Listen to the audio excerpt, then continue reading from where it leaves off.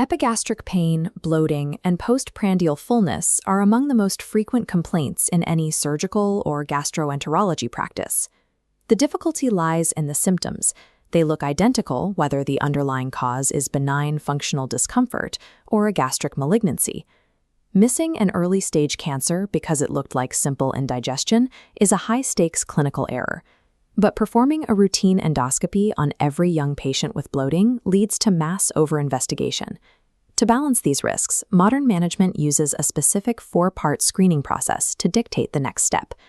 This screening process relies on 4 variables: age, alarm features, H. pylori status, and response to empirical therapy.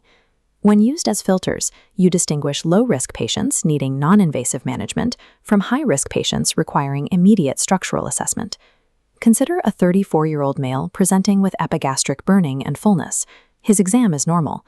We apply our filters.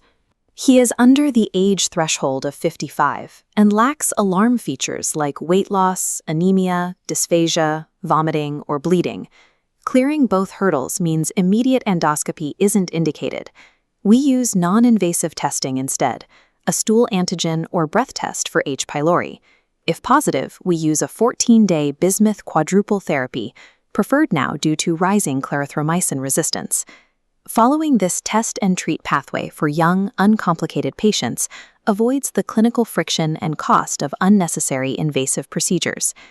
Now, consider a 62-year-old woman with dyspepsia and unintentional weight loss. She triggers 2 escalation requirements: crossing the age 55 threshold and weight loss, a recognized alarm feature.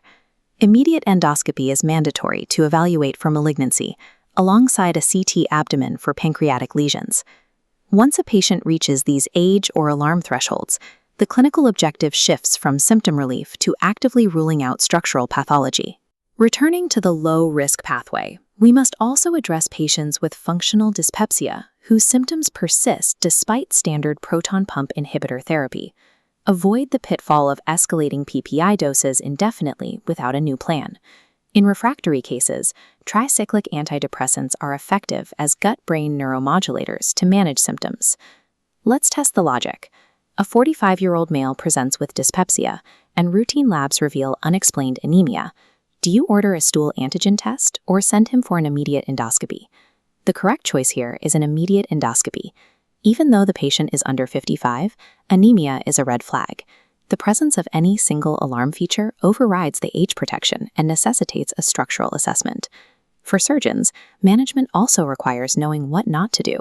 Do not operate for uncomplicated functional dyspepsia, and do not order routine gastric emptying studies.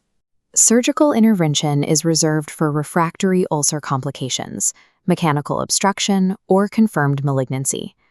This master flowchart captures the entire diagnostic logic.